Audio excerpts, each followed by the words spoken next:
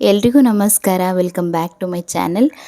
ಇವತ್ತು ಹಾಸ್ಪಿಟಲ್ಗೆ ಹೋಗೋದಿತ್ತು, ಅಂದರೆ ಚೆಕಪ್ ಇತ್ತು. ಇನ್ನೇನು ಡೆಲಿವರಿ ಡೇಟ್ ಹತ್ರ ಇದೆ, ಆ ಕಾರಣಕ್ಕೋಸ್ಕರ ಒಂದು ಸ್ಕ್ಯಾನಿಂಗ್ ಇದೆ ಅಂತ ಹೇಳಿದರು. ಏನಂತಂದರೆ ಲಾಸ್ಟ್ ಟೈಮ್ ನಾವು ಹಾಸ್ಪಿಟಲ್ಗೆ ಹೋದಾಗ ಪಾಪು ತಲೆ ಮೇಲ್ಗಡೆ ಇತ್ತು, ಬ್ರೀಚ್ ಅಂತ ಇತ್ತು ರಿಪೋರ್ಟಲ್ಲಿ. ಅದರಿಂದ ಇನ್ನೂ ಸ್ವಲ್ಪ ದಿನ ಆದಮೇಲೆ ಕೆಳಗಡೆ ಬರುತ್ತಾ ನೋಡೋಣ, ಡೆಲಿವರಿ ಡೇಟ್ ಹತ್ರ ಇದ್ದಾಗ ಒಂದು ಸಲ ಬನ್ನಿ ಸ್ಕ್ಯಾನಿಂಗ್ ಮಾಡ್ತೀನಿ ಅಂತ ಹೇಳಿದರು. ಅದರಿಂದ ಏನೇನು ಡೆಲಿವರಿ ಡೇಟ್ ಕೂಡ ಹತ್ತಿರ ಇದೆ, ಅದರಿಂದ ಇವತ್ತು ಚೆಕಪ್ ಮಾಡಿಸ್ಕೊಳ್ಳೋದಕ್ಕೆ ಹೋಗೋಣ ಅಂತ ಹೇಳಿಬಿಟ್ಟು ರೆಡಿ ಆಗಿಬಿಟ್ಟು ಹೋಗ್ತಾ ಇದ್ದೀನಿ. ಇನ್ನು ನನ್ನ ಮಗಳಿಗೆ ಸ್ಕೂಲ್ ಇತ್ತು, ಅವಳನ್ನು ಕೂಡ ರೆಡಿ ಮಾಡಿ ಸ್ಕೂಲಿಗೆ ಕಳಿಸಿ ಅದಾದಮೇಲೆ ಹಾಸ್ಪಿಟಲಿಗೆ ಬರ್ತಾಯಿದ್ದೀನಿ.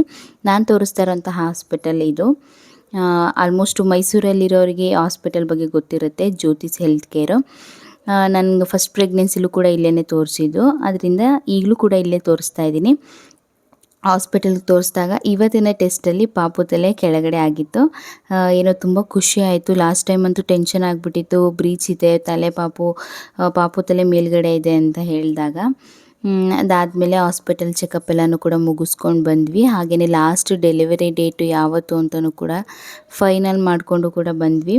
ಅದಾದಮೇಲೆ ಹಾಸ್ಪಿಟ್ಲಿಂದ ಬರೋಷ್ಟೊತ್ತಿಗೆ ತುಂಬ ಸ್ಟ್ರೆಸ್ ಆಗಿತ್ತು, ಅದರಿಂದ ವ್ಲಾಗ್ನ ಕಂಟಿನ್ಯೂ ಮಾಡೋಕ್ಕಾಗಲಿಲ್ಲ. ಅದರಿಂದ ಇದು ನೆಕ್ಸ್ಟ್ ಮಾರ್ನಿಂಗಿಂದ ವ್ಲಾಗ್ನ ಕಂಟಿನ್ಯೂ ಮಾಡ್ತಾಯಿದ್ದೀನಿ. ಇನ್ನು ಮಾರ್ನಿಂಗ್ ಸ್ಕೂಲಿಗೆ ಕಳಿಸಿ ನನ್ನ ಮಗಳನ್ನ, ಅದಾದಮೇಲೆ ಇಲ್ಲಿ ನಮಗೆ ತಿಂಡಿನ ಮಾಡ್ಕೊಳ್ತಾ ಇದ್ದೀನಿ. ಏನಂತಂದರೆ ಅವಳು 7:30ಗೆಲ್ಲ ಸ್ಕೂಲ್ಗೆ ಹೋಗ್ತಾಳಲ್ವ. ಇನ್ನು ನಾನು ಬೆಳಿಗ್ಗೆ ಬೇಗ ಎದ್ದು ತಿಂಡಿ ಮಾಡಿದರೆ ನಾವು ತಿನ್ನೋದಿಷ್ಟೊತ್ತಿಗೆ ಎಲ್ಲ ಕೂಡ ತಣ್ಣಗಾಗ್ಬಿಡುತ್ತೆ. ಅದರಿಂದ ಅವಳಿಗೆ ಎಷ್ಟು ಬೇಕಾಗುತ್ತೆ ಅಷ್ಟನ್ನು ಮಾತ್ರ ಅವಳಿಗೋಸ್ಕರ ಪ್ರಿಪೇರ್ ಮಾಡಿ ಅದಾದಮೇಲೆ ನೆಕ್ಸ್ಟ್ ನಮಗೆ ಮಾಡ್ಕೊಳ್ತೀವಿ. ಇವತ್ತು ಸಬ್ಬಕ್ಕಿ ಇಡ್ಲಿನ ಮಾಡ್ತಾಯಿದ್ದೀನಿ. ನಾನು ಆಲ್ರೆಡಿ ಈ ರೆಸಿಪಿನ ನಿಮ್ಮ ಜೊತೆ ಶೇರ್ ಮಾಡಿದ್ದೀನಿ, ಲಾಸ್ಟ್ ವ್ಲಾಗ್ಸ್ಗಳಲ್ಲೇ ನೀವು ನೋಡ್ಬೋದು. ಏನಕ್ಕೆ ಇವತ್ತು ಮಾಡ್ತಾಯಿದ್ದೀನಿ ಅಂತಂದರೆ, ಇನ್ನು ಇನ್ನೇನು ಡೆಲಿವರಿ ಡೇಟ್ ಹತ್ರ ಇದೆ ಅಲ್ವಾ. ಇನ್ನು ನಾನು ಮನೆಗೆ ಹೋದ್ಮೇಲೆ ಇನ್ನು ಸಬ್ಬಕ್ಕಿ ಶೀತ ಇರುತ್ತೆ, ಅದನ್ನು ತಿನ್ನೋಕ್ಕಾಗಲ್ಲ. ಹಾಗೆಯೇ ಇಲ್ಲಿ ಅಮ್ಮನಿಗೆ ಒಂದು ಸಲ ಲಾಸ್ಟ್ ಚೆನ್ನಾಗಿದೆ ಅಂತ ಹೇಳಿದರು ಲಾಸ್ಟ್ ಟೈಮ್ ಮಾಡಿದಾಗ. ಅದಕ್ಕೆ ನಾನು ಹೇಳಿದ್ದೆ ಇನ್ನೊಂದು ಸಲ ಡೆಲಿವರಿ ಆಗೋಷ್ಟೊತ್ತಿಗೆ ಮಾಡ್ಕೊಂಬಿಡ್ತೀನಿ ಅಂತ ಹೇಳಿಬಿಟ್ಟು ಮಾಡಿಕೊಡ್ತೀನಿ ಅಂತ ಹೇಳಿದ್ದೆ. ಆದ್ದರಿಂದ ಇವತ್ತು ಇದನ್ನೇ ಮಾಡೋಣ ಅಂತ ಹೇಳಿಬಿಟ್ಟು ಸಬ್ಬಕ್ಕಿ ಇಡ್ಲಿನ ಮಾಡ್ತಾಯಿದ್ದೀನಿ. ಸಬ್ಬಕ್ಕಿ ಇಡ್ಲಿಗೆ ನಾರ್ಮಲಾಗಿ ಎಲ್ಲನೂ ಕೂಡ ಕಲಸಿಟ್ಟು ಅದಾದಮೇಲೆ ಇಡ್ಲಿ ಪ್ಲೇಟಿಗೆ ಹಾಕಿ ಇದನ್ನು ಹಬೆಯಲ್ಲಿ ಬೇಯಲಿಕ್ಕೆ ಇಡ್ತಾಯಿದ್ದೀನಿ. ಇನ್ನು ಸಬ್ಬಕ್ಕಿ ಇಡ್ಲಿ ನಾನು ಆಲ್ರೆಡಿ ಹೇಳ್ದಾಗೇ ಶೀತ ಅಂತ ಹೇಳಿದ್ನಲ್ಲ, ಅದರಿಂದ ಅಪ್ಪನಿಗೆ ಶೀತ ತಿನ್ನೋದಕ್ಕೆ ಆಗಲ್ಲ. ಹಾಗೆಯೇ ಇದು ಅಂದರೆ ಆದಷ್ಟು ಬೇಗ ಡೈಜೆಷನ್ ಆಗುವಂಥ ತಿಂಡಿಯಲ್ಲ ಇದು, ಏಕೆಂದರೆ ಸಬ್ಬಕ್ಕಿ ಸ್ವಲ್ಪ ಜಾಸ್ತಿ ಟೈಮ್ ತೊಗೊಳುತ್ತೆ ಡೈಜೆಷನ್ ಆಗೋದಕ್ಕೆ, ಹಾಗೆ ಸ್ವಲ್ಪ ಗ್ಯಾಸ್ಟ್ರಿಕ್ ಕೂಡ ಆಗುತ್ತೆ.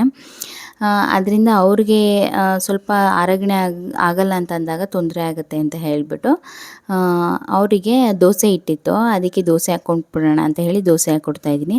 ಇನ್ನು ಪ್ಲೇನ್ ದೋಸೆ ಏನು ಚೆನ್ನಾಗಿರುತ್ತೆ ಅಂತ ಹೇಳಿಬಿಟ್ಟು ಹೇಗಿದ್ದರೂ ಸಬ್ಬಕ್ಕಿ ಇಡ್ಲಿಗೆ ಕ್ಯಾರೆಟ್ ತುರಿ, ಹಾಗೆಯೇ ಸಬ್ಬಸಿಗೆ ಸೊಪ್ಪು, ಕೊತ್ತಂಬರಿ ಸೊಪ್ಪು ಎಲ್ಲನೂ ಕೂಡ ಕಟ್ ಮಾಡಿ ತುರಿದು ಇಟ್ಟಿದ್ನಲ್ಲ, ಅದನ್ನೇ ಹಾಕ್ಕೊಳ್ಳೋಣ ಅಂತ ಹೇಳಿಬಿಟ್ಟು ಮೇಲ್ಗಡೆ ಲೈಟಾಗಿ ಸಬ್ಬಸಿಗೆ ಸೊಪ್ಪು, ಹಾಗೆಯೇ ಕೊತ್ತಂಬರಿ ಸೊಪ್ಪು, ಸ್ವಲ್ಪ ಕಾಯಿ ತುರಿ, ಹಾಗೆಯೇ ಕ್ಯಾರೆಟ್ ತುರಿ ಇಷ್ಟನ್ನು ಕೂಡ ಹಾಕಿ ಮಾಡ್ಕೊಳ್ತಾ ಇದ್ದೀನಿ. ಬೇಕಂತಂದರೆ ಈರುಳ್ಳಿನೂ ಕೂಡ ಹಾಕೋಬೋದು. ನಾನು ಸ್ವಲ್ಪ ಟೈಮ್ ಇರಲಿಲ್ಲ ಅಂತ ಹೇಳಿಬಿಟ್ಟು ಈರುಳ್ಳಿನ ಹಾಕ್ತಾ ಇರಲಿಲ್ಲ. ಇನ್ನು ಬೆಳಗಿನ ತಿಂಡಿಗೆ ಏನಾದರೂ ಇಡ್ಲಿಗೆ ಅಂತ ರೆಡಿ ಮಾಡಿದಾಗ ಅಥವಾ ಮಾಮೂಲಿ ದೋಸೆಗೇ ಸಂಪಳನ್ನ ಆಡಿಸಿದಾಗ, ಅಂದರೆ ಬೆಳಗಿನ ತಿಂಡಿಗೆ ಈರುಳ್ಳಿ ದೋಸೆನ ಅಷ್ಟಾಗಿ ಮಾಡಲ್ಲ. ಪ್ಲೇನ್ ದೋಸೆ ಮಾಡ್ಕೊಂಡು ಅದಕ್ಕೆ ಒಂದು ತರಕಾರಿ ಗೊಜ್ಜು ಅಥವಾ ಏನಾದರೂ ಒಂದು ಗ್ರೇವಿನೋ ಚಟ್ನಿನೋ ಮಾಡ್ಕೊಂಡು ತಿನ್ಕೊಳ್ತೀವಿ. ಅಕಸ್ಮಾತ್ ಇದು ನಾರ್ಮಲಾಗಿ ಎಲ್ಲರೂ ಮನೇಲೂ ಕೂಡ ನಡೆಯುವಂಥ ರೋಟಿನೋ, ಅಕಸ್ಮಾತ್ ಸಂಪಳ ಏನಾದರೂ ಮಿಕ್ಕಿದಾಗ ಅದು ಮಾರನೇ ದಿನಕ್ಕೋ ಅಥವಾ ಇಲ್ಲ ನೈಟು ಡಿನ್ನರ್ಗೆ ಯೂಸ್ ಮಾಡ್ಕೊಳ್ತಾರೆ. ಅದೇ ರೀತಿ ನಾನು ಅಷ್ಟೇ, ಏನಾದರೂ ಸಂಪಳ ಏನಾದರೂ ಮಿಕ್ತು ಅಂತ ಹೇಳಿದ್ರೆ ಅವತ್ತಿನ ದಿನ ಇಲ್ಲ ಅಂತಂದ್ರೂ ಮಾರನೇ ದಿನಕ್ಕಾದರೂ ಬೆಳಗಿನ ತಿಂಡಿಗೆ ಇಲ್ಲ ಅಂತಂದರೆ ನೈಟ್ ಊಟಕ್ಕೆ ಈರುಳ್ಳಿ ದೋಸೆ ಮಾಡ್ಕೊಳ್ತೀವಿ. ಅದಕ್ಕೆ ತುಂಬಾ ಇಷ್ಟ ಆಗುತ್ತೆ. ಈಗ ಬೆಳಗಿನ ತಿಂಡಿ ತಿನ್ನೋದಕ್ಕಿಂತ ಈ ಉಳಿದಿರುವಂತಹ ಸಂಪಳ ಇರುತ್ತಲ್ಲ, ಅದರಲ್ಲಿ ಮಾರನೇ ದಿನಕ್ಕೆ ಈರುಳ್ಳಿ ದೋಸೆ ಹಾಕ್ಕೊಂಡ್ರೆ ಏನೋ ಚೆನ್ನಾಗಿರುತ್ತೆ. ಇನ್ನು ತಿಂಡಿ ಎಲ್ಲ ರೆಡಿ ಆದಮೇಲೆ 4 ಜನ ಕೂತ್ಕೊಂಡು ತಿಂಡಿನ ತಿಂತೀವಿ. ನಮ್ಮ ಮನೇಲಿ ಹೇಗೆ ಅಂತಂದರೆ ಪ್ರತಿ ಊಟಕ್ಕೂ ಎಲ್ಲರೂ ಕೂಡ ಒಟ್ಟಿಗೆ ಕೂತ್ಕೊಂಡು ಊಟ ಮಾಡ್ತೀವಿ. ಅಂದರೆ ಬೆಳಗಿನ ತಿಂಡಿಗೆ 4 ಜನ ಇರ್ತೀವಿ. ನನ್ನ ಮಗಳು ಸ್ಕೂಲ್ಗೆ ಹೊರಟೋಗಿರ್ತಾಳೆ. ಇನ್ನು ಮಧ್ಯಾಹ್ನ ನನ್ನ ಹಸ್ಬೆಂಡ್ ಏನಾದ್ರು ಇರಲಿಲ್ಲ ಅಂತಂದರೆ ನಾನು, ಅಪ್ಪ, ಅಮ್ಮ, ಇಲ್ಲಾಂದರೆ ಅವರು ಕೂಡ ಕೂತ್ಕೊಂಡು ಊಟ ಮಾಡ್ತಾರೆ. ಇನ್ನು ನೈಟ್ ಅಂತೂ ನನ್ನ ಮಗಳು ಕೂಡ ಇರ್ತಾಳೆ. ಒಟ್ಟಿಗೆ 5 ಜನನು ಕೂತ್ಕೊಂಡು ಯಾವಾಗಲೂ ಅಷ್ಟೇ ಒಟ್ಟಿಗೆ ಕೂತ್ಕೊಂಡು ಊಟ ಮಾಡ್ತೀವಿ. ಇನ್ನು ಮಧ್ಯಾಹ್ನಕ್ಕೆ ಅಡುಗೆ ಮಾಡ್ಕೊಳ್ಳೋಣ ಅಂತ ಇಲ್ಲಿ ಮಾಡ್ಕೊಳ್ತಾ ಇದ್ದೀನಿ. ಮಧ್ಯಾಹ್ನ ಊಟಕ್ಕೆ ಟೊಮೊಟೊ ಸಾಂಬಾರು ಮಾಡ್ಕೊಳ್ಳೋಣ ಅಂತ ಹೇಳಿಬಿಟ್ಟು ರೆಡಿ ಮಾಡ್ಕೊಳ್ತಾ ಇದ್ದೀನಿ. ನನಗಂತೂ ಈ ಟೊಮೊಟೊ ಸಾಂಬಾರು ಅಂದರೆ ತುಂಬ ಇಷ್ಟ ಆಗುತ್ತೆ. ಅದರಿಂದ ಇನ್ನು ಡೆಲಿವರಿ ಆದಮೇಲೆ ಇನ್ನು ಟೊಮೊಟೊನ ಜಾಸ್ತಿ ತಿನ್ನೋಕ್ಕಾಗಲ್ಲ. ಜಾಸ್ತಿ ಅಂತಲ್ಲ, ಶೀತ ಅಂತ ಹೇಳ್ಬಿಟ್ಟು ಟೊಮೊಟೊನೇ ಕೊಡಲ್ಲ. ಅದರಿಂದ ಲಾಸ್ಟು ಟೊಮೊಟೊ ಸಾಂಬಾರು ಊಟ ಮಾಡ್ಕೊಳ್ಳೋಣ ಅಂತ ಹೇಳ್ಬಿಟ್ಟು ಇವತ್ತು ಟೊಮೊಟೊ ಸಾಂಬಾರನ್ನ ಮಾಡ್ತಾಯಿದ್ದೀನಿ.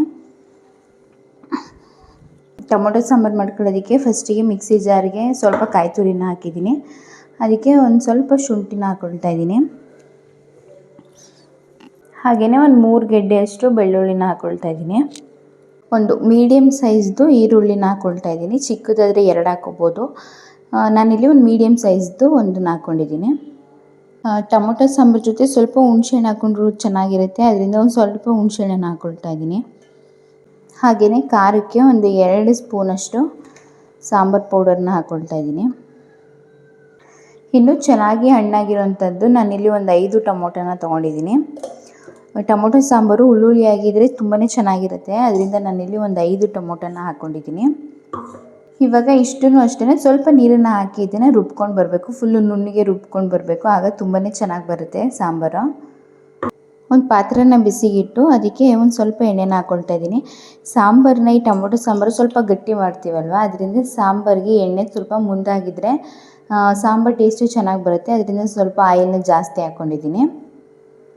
ಎಣ್ಣೆ ಚೆನ್ನಾಗಿ ಬಿಸಿ ಆದಮೇಲೆ ಈರುಳ್ಳಿ ಈ ಥರ ಮೀಡಿಯಮ್ ಸೈಜಲ್ಲಿ ಕಟ್ ಮಾಡಿರೋಂತಹ ಈರುಳ್ಳಿನ ಹಾಕ್ಕೊಳ್ತಾ ಇದ್ದೀನಿ.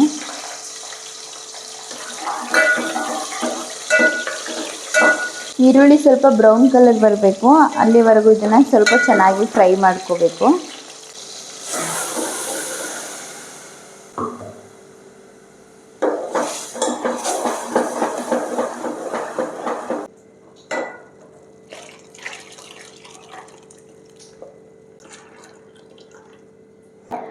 ಈರುಳ್ಳಿ ಹಾಕಿ ಸ್ವಲ್ಪ ಚೆನ್ನಾಗಿ ಫ್ರೈ ಆದಮೇಲೆ ರುಬ್ಬಿಟ್ಕೊಂಡಿರುವಂತಹ ಮಸಾಲೆನ ಹಾಕ್ಕೊಂಡು ನಮಗೆ ನೀರಿನ ಕನ್ಸಿಸ್ಟೆನ್ಸಿ ಎಷ್ಟು ಬೇಕಾಗುತ್ತೆ ಅಷ್ಟನ್ನು ಹಾಕ್ಕೋಬೇಕು.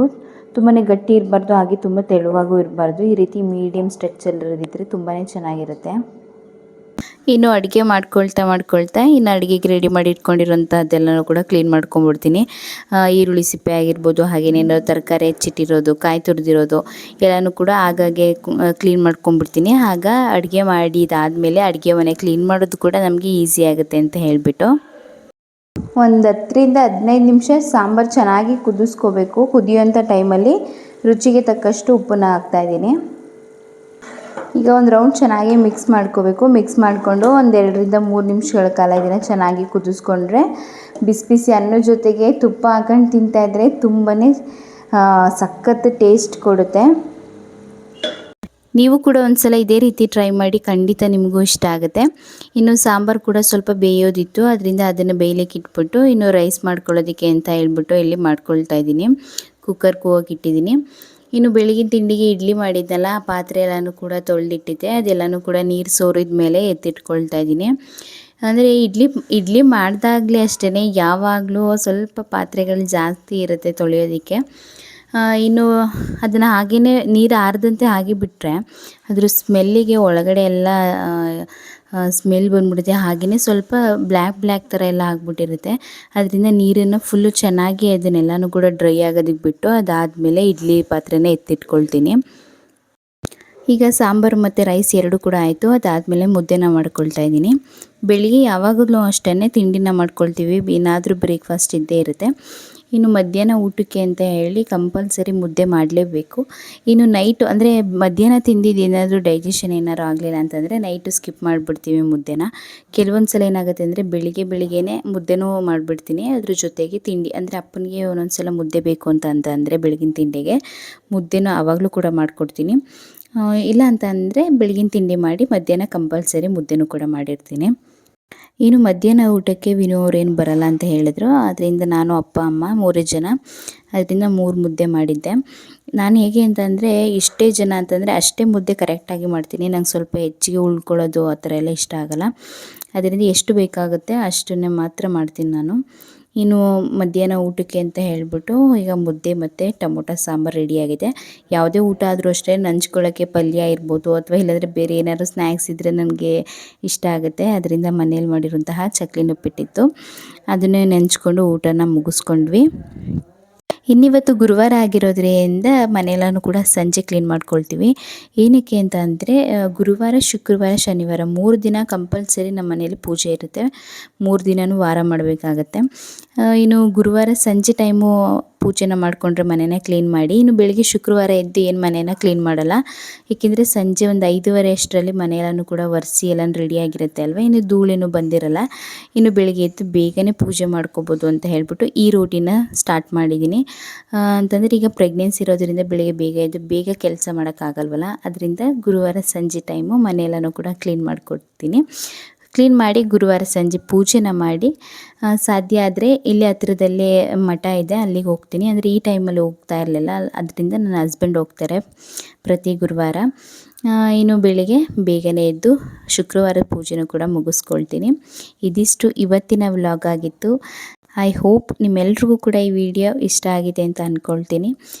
ಈ ವಿಡಿಯೋ ಏನಾದರೂ ನಿಮಗೆ ಇಷ್ಟ ಆಗಿದರೆ ಪ್ಲೀಸ್ ಈ ವಿಡಿಯೋನ ಲೈಕ್ ಮಾಡಿ, ಹಾಗೆಯೇ ನಿಮ್ಮ ಫ್ರೆಂಡ್ಸು ಮತ್ತು ಫ್ಯಾಮಿಲಿಗೆಲ್ಲ ಈ ವಿಡಿಯೋನ ಶೇರ್ ಮಾಡಿ. ನೀವಿನ್ನೂ ನಮ್ಮ ಚಾನಲ್ನ ಸಬ್ಸ್ಕ್ರೈಬ್ ಆಗಿಲ್ಲ ಅಂತ ಅಂದರೆ ಪ್ಲೀಸ್ ನಮ್ಮ ಚಾನಲ್ನ ಸಬ್ಸ್ಕ್ರೈಬ್ ಮಾಡ್ಕೊಳ್ಳಿ.